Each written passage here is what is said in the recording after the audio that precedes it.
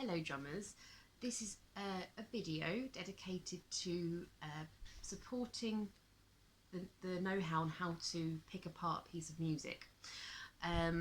It's probably going to be not like ages, but maybe 10 minutes. So it might be you don't really want to listen to me yabbering on about this subject, which is fine. It's probably not the video for you. But if you are someone who's struggling a little bit and you want some tips and advice, then sort of carry on watching, because I'm going to dive in now. So basically, it's difficult music when you first start reading it. It's sort of it's a bit mystical. We don't sometimes we forget what the symbols mean, stuff like that. And I've got quite a lot of you are at different levels. There's quite a few of you doing grade 1. There's a few of you now on grade 3. I've got a couple on grade 5, one on grade 6. So the difference is, the levels, they're quite, it's quite vast, but these tips will apply to all those levels. So hopefully there'll be things that you can all, something from this video you can all take away from, hopefully. So what I'm going to do is I'm going to use grade 1 as an example, because you all have either at that level or have done that level, so it's probably a nice one to kind of have a look at first. So okay, so the first things first, when we open up the page and we look at it, obviously if you're at grade 6 and you're looking at a grade 1, it's not going to be as bad. But if you're on grade 1 and you've just started to learn how to read drum music, that might look a bit daunting. Which is fair enough, it's understandable. We've all been there, we've all done it, we've all opened up this book and thought, oh wow, that looks hard. It's okay, not beyond you at all. But these are the things that we can do to kind of make it easier on ourselves, because I think the temptation is, a lot of the time, is to get the book, punch the code in, put the music on and just play, and try and play without even considering what's happening like on the page. It's really good to be able to do it by ear and listen. That's a great skill, and I'm not discouraging that. You should always do, if there's an opportunity to kind of put a song on and just play how you feel it, brilliant, do it. It's great. But when you're looking at a grade piece and you've got to, and you're doing your grade, it's really important for you to actually look first at the music and kind of map out what we're doing.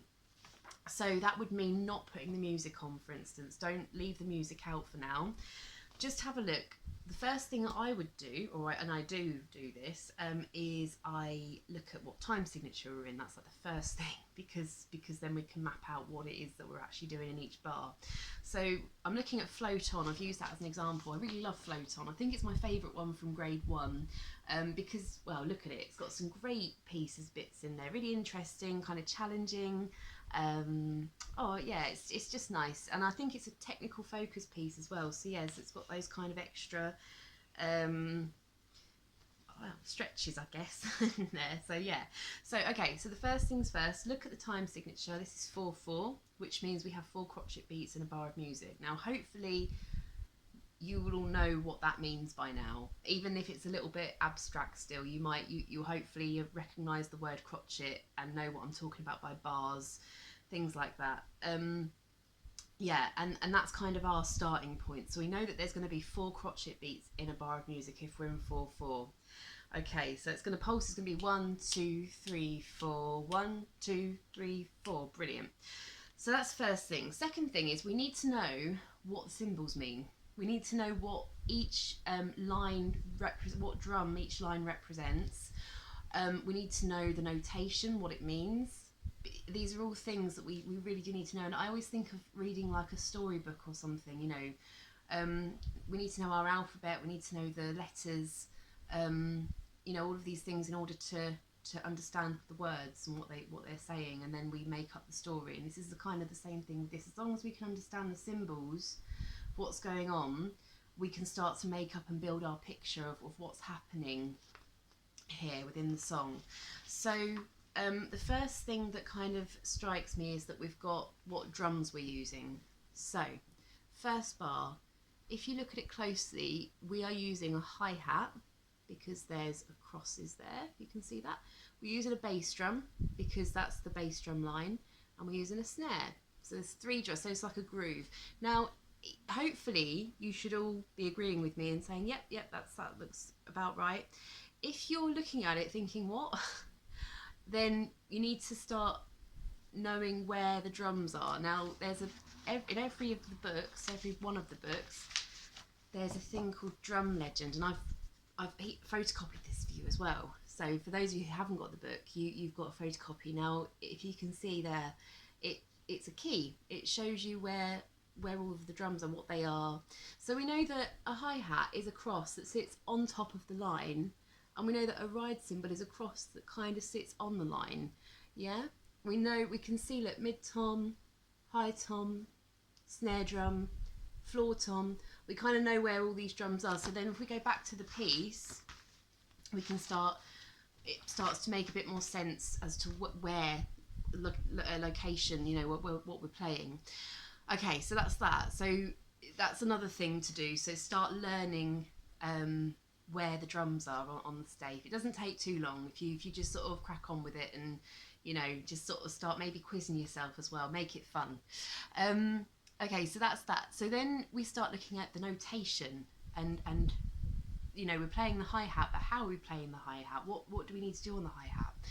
So if we can see here, we've got the hi-hat. We've got 4/4, which means we've got 4 crotchet beats in a bar of music, but there are 8 little notes here. So we're thinking why? It's because it's a quaver.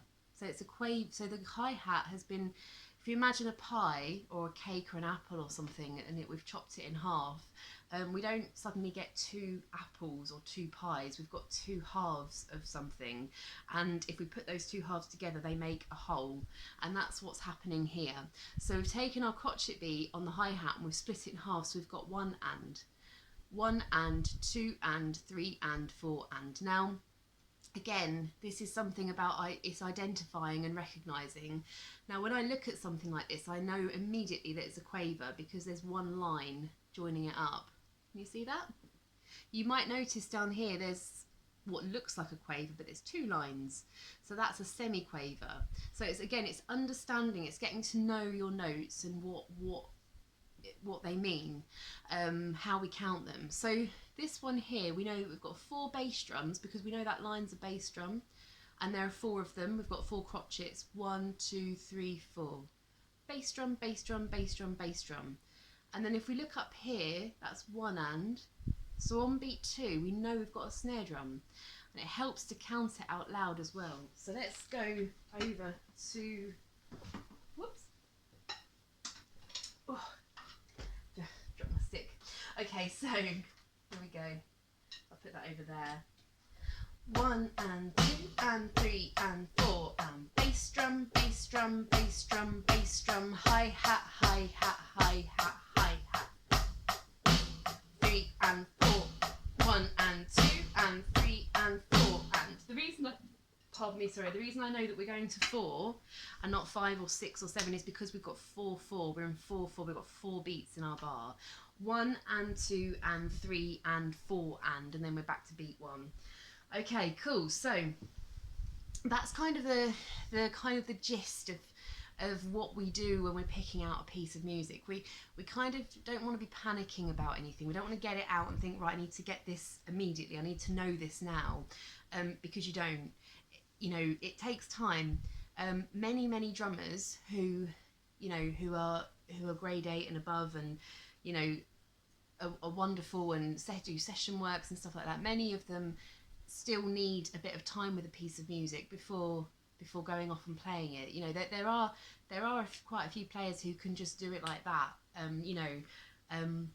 And that's wonderful, and those people do it all the time, so that's why they're so good at it. But many drummers do need time with a piece of music. It doesn't mean that we all, you know, you reach a point where you suddenly get it straight away. It doesn't work like that unless you do it all the time. Like I said, unless you love it and you're constantly doing it, then you start to pick up that kind of skill. But yeah, so that's kind of what we need to start doing when you're picking apart something, is to kind of sit down, look at it, recognise what's going on the page, what time signature we're in, look for any other symbols like crescendo marks, repeat marks, all that sort of stuff. you know, how loud we need to be, the dynamic things, you know, with the F and the P and the MF, you know, things like that. You need to be aware of what those things mean. And again, you have, you like in your packs, I've given you keys for this sort of thing, so you can look. So all the references are there. It's just a case of you looking and just putting it all together, really. So yeah, I hope this has helped. You know, it's not like a massively big lesson. You know, it's just a couple of tips and pointing out a few things that perhaps you've not realised. It's quite simple, really, when you look at it, you know, in a non-patronising way. It's quite, when someone sort of says to you, you don't have to know this all now, you don't have to know it instantly, you can take time, you can start relaxing and just have a bit of fun with it, then it's a lot easier, definitely. So yeah, I hope that's helped. Any questions, anything you want to know, anything else, just let me know, and I'll see you soon. All right, cheers, bye.